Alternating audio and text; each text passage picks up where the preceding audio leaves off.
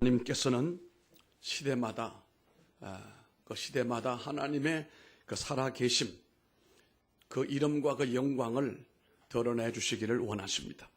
그런데 어떤 시대는 하나님께서 그 영광과 이름을 자주자주 널리 드러내시는 때가 있는가 하면, 어떤 때는 그 이름과 영광을 꽁꽁 숨겨놓으시고 도무지 우리 하나님이 어디 계시는지, 하나님이 어디서 역사하시는지, 어디에서 일하고 계심을 도무지 모르게 하는 영적인 암흑 시대도 있게 되어 있습니다. 우리는 지나간 중세기를 볼 때에 하나님은 하나님의 영광을, 그 이름을 감춰버리고 말았습니다. 그랬더니 로마 가톨릭이 하나님의 이름을 빙자하여 온갖 죄악을 저지르고 온갖 못된 일을 행했던 사건을 우리가 중세기 내내 살펴볼 수가 있었습니다. 이것을 보다 못한 개혁자들이 일어나서 오늘날 하나님의 교회를 바로 세운 교회가 우리 교회 개혁교회라 이렇게 말할 수가 있습니다. 우리가 오늘 읽었던 본문의 말씀 가운데 보면은 예수님께서 이 땅에 오셔서 처음으로 그의 이름과 영광을 확실하게 드러냈던 사건이 바로 오늘 가나 혼인잔치에 물로 포도주로 만드는 역사를 통해서 이루어내신 것을 우리가 보게 됩니다. 이날 예수님과 예수님의 어머니 마리아는 초청을 받았다고 성경은 말씀을 합니다. 초청을 받을 정도라고 한다면 뭔가 관계가 있는 사람이잖아요. 그 당시 예수님이 머물고 있는 이 나사렛에서 가나까지는 거리가 멀리 떨어져 있지 않습니다. 우리로 말하게 되면 이웃 마을 정도 됩니다.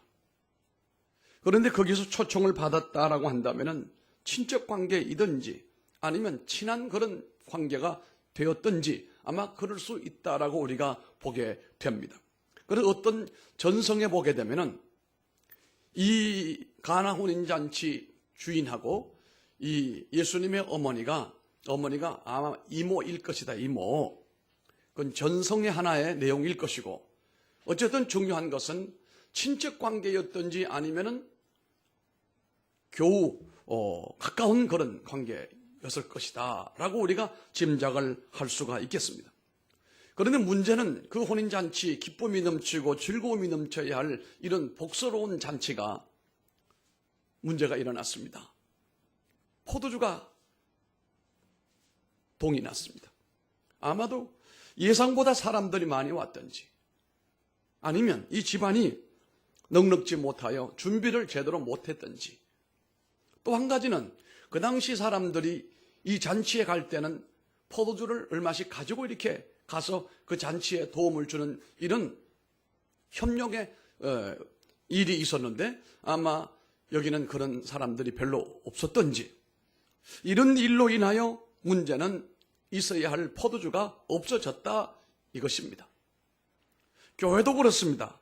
교회도 보게 되면 우리가 11주를 드리고 감사예물 드리고 주일 연보를 드리고 하나님의 교회의 아름다운 이 잔치가 계속해서 이루어지게 하기 위하여 몸 드리고 마음 드리고 애쓰는 분들이 많은 교회는 늘 풍성하고 베풀고 나눠줌에 전혀 문제가 없습니다. 그러나 사람들이 많이 모인다고 해서 넉넉하느냐? 그렇지는 않습니다. 어느 집이든 어느 잔치든 간에 그런 현상이 있습니다. 그런데 이 집에는 오늘 보니까 문제는 포도주가 없어졌어요. 더 이상 진행하기가 곤란한 잔치가 되고 말았다 이 말입니다. 이때 예수님의 어머니 마리아와 예수님이 더불어 여기 일하는 일하는 일꾼들과 더불어 이 문제를 해결한 내용을 오늘 우리가 보게 됐습니다. 여기에서 주님이 처음으로 공생애를 시작하시면서 물로 포도주를 만드는 이 놀라운 기적은 과연 무엇을 의미하는 것일까?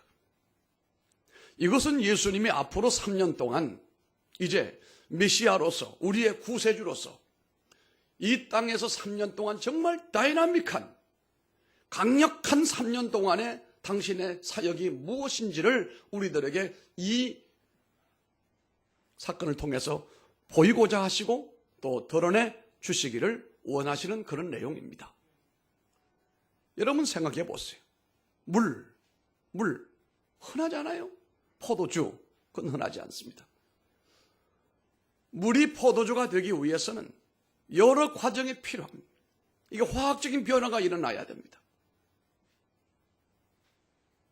무능한 사람을 가리켜 물 같은 사람이라고 하고, 무능한 대통령을 보고 물 대통령이라고 하잖아요. 지금은 대통령 보고 뭐라고 그래야 돼요? 지금은 문 대통령이라고 그래요. 예.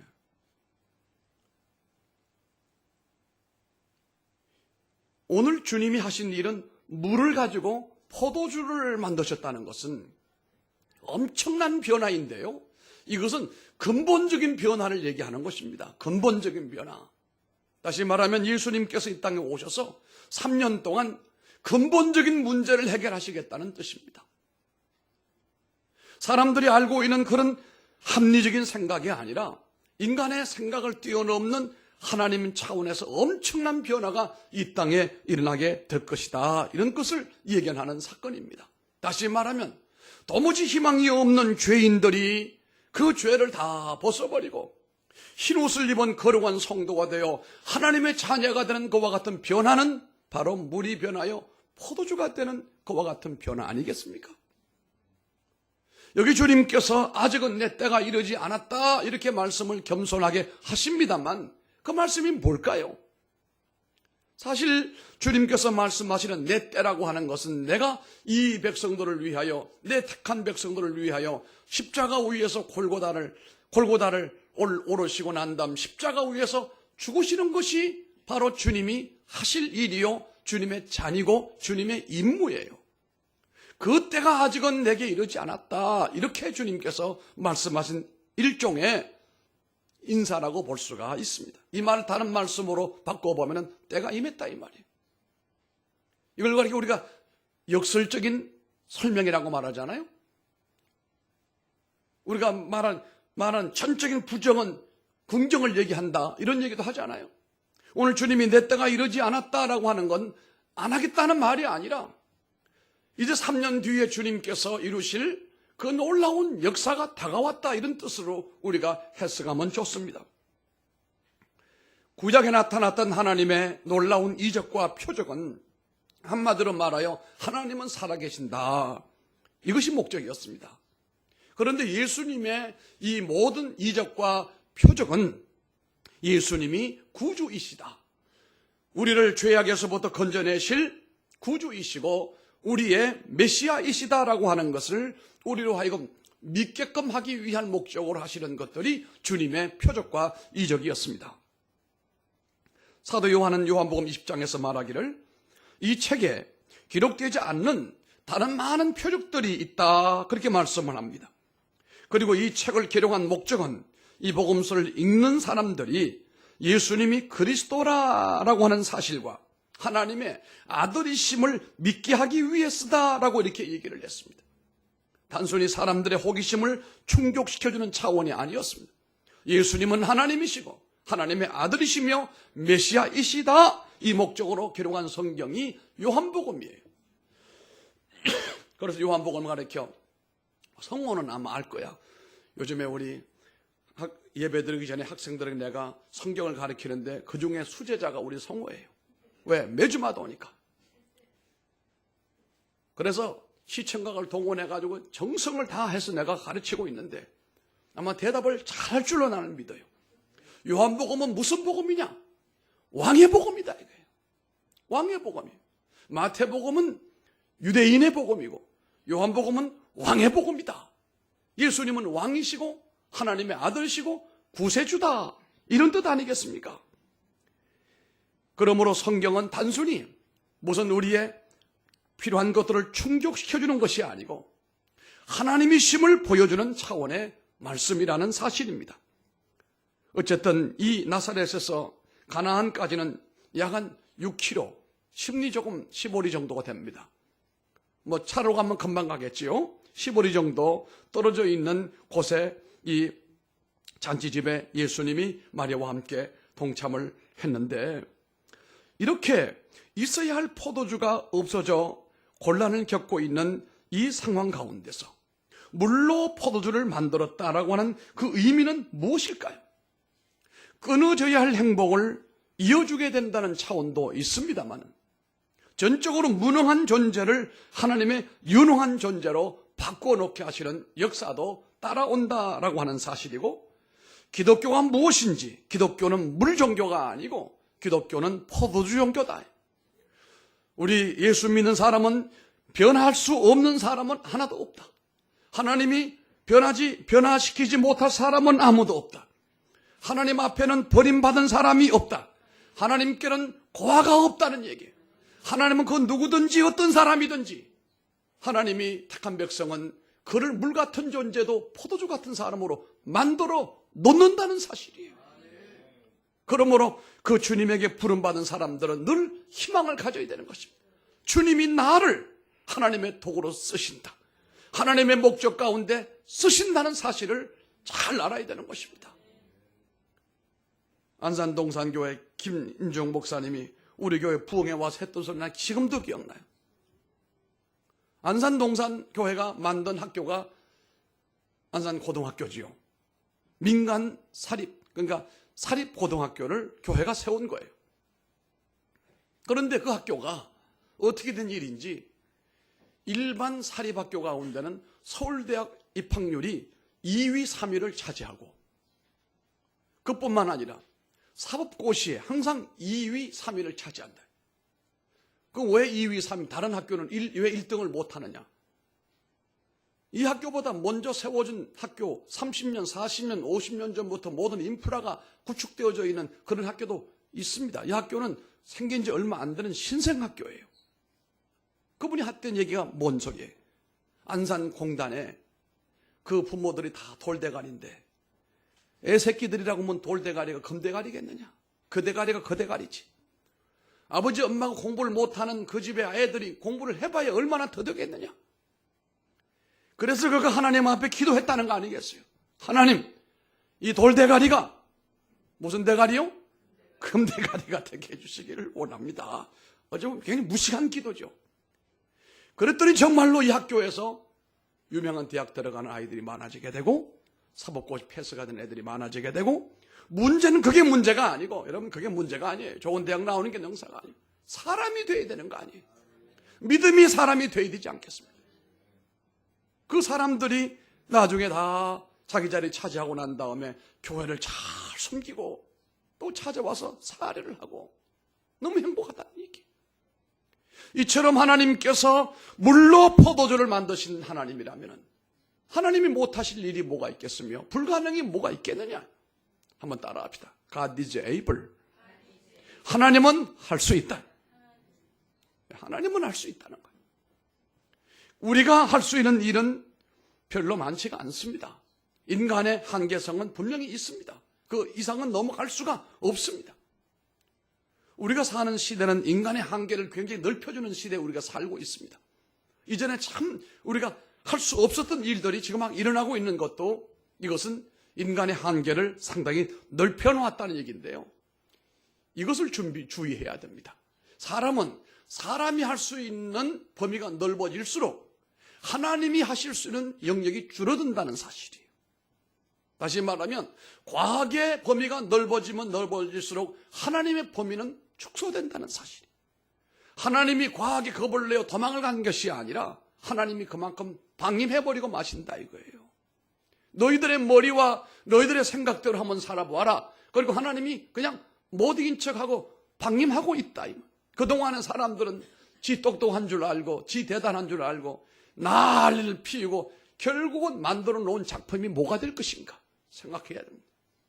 여러분, 오늘 우리가 이렇게 노력을 하며 이성을 개발하고 과학을 통하여 살기 좋은 세상을 만들었다고 하는데, 그런데 왜 정신병원의 환자 수는 날로 왜 늘어나느냐 말이에요. 이게 과연 행복한 삶이냐 이 말이에요. 이게 만약에 이것이 행복이라고 한다면 뭔가 잘못됐다는 거예요. 이 다원화 시대가, 퀀텀의 시대가 계속해서 되는 동안에 현대인들은 무자비하게 고통을 당하게 되고 엄청난 상함과 손실을 겪게 될 것이다.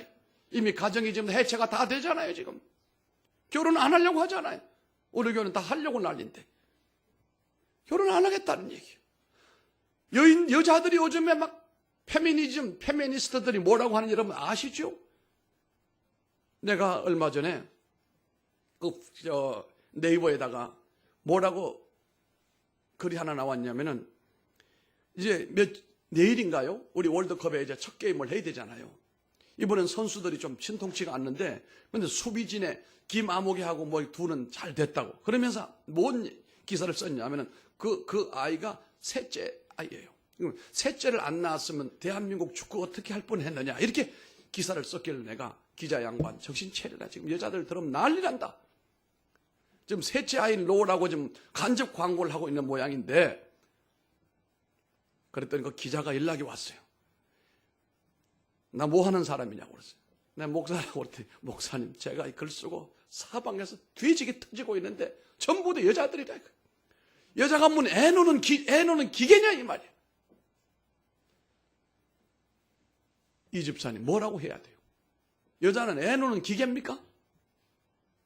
꼭 그렇게 얘기를 해야 시원합니까? 그럼 애를 안 놓게 되면은 그럼 또 어떻게 되는 겁니까? 참 앞으로 우리 시대는 인간의 이성과 인간의 과학을 동원한 미래 세상은 끝이 없습니다. 해답이 없습니다. 그런데 하나님은 항상 해답을 가지고 계신 분이에요. 여러분, 이렇게 과학과 이성을 제일로 삼고 하나님을 등한히 하는 시대를 살아가는 가운데 있으면서도 우리는 하나님 제일주의로 살아야 됩니다. 내가 할 수 있는 것이라 할지라도 내 마음대로 하지 말고, 그게 내 지식이든 내 건강이든 내 물질이든 내 것이니까 내 마음대로 하고, 내 몸이니까 내 마음대로 하겠다는 생각보다는 주님 주신 선물이고 주님 주신 몸이고 주님 주신 기회인 줄 알고 주님의 영광을 위하여 어찌하든지 살아가려고 하는 노력을 계속하게 되기를 주님의 이름으로 축복합니다. 오늘 여기에 주님의 첫 번째 요청에 대해서는 주님이 거절을 하고 있습니다. 거절하고 있는 이유는 내 때가 아직은 이르지 못했습니다 라고 하는 말이지만, 이 말은 다른 말씀으로 말하게 되면 이제 내가 그 일을 시작할 때가 곧 옵니다, 이런 뜻입니다. 여기 오늘 주님께서 물로 포도주를 만들었다는 사건은, 중요한 사건은, 우리 주님은 따라하십니다. 기쁨을 회복시키시는 분이시다. 예. 이 기쁨이라고 하는 기쁨은 우리가 어떤 물질 세계에서 어떤 것을 누리고 만족해서 누리는 기쁨이 아니고, 잃어버렸던 하나님을 되찾는 기쁨, 하나님의 기쁨을 얘기하는 겁니다. 이 기쁨 속에는 행복이라고 하는 것이 담겨져 있고, 이 기쁨이라고 하는 속에는 하나님의 축복도 담겨 있다는 얘기예요.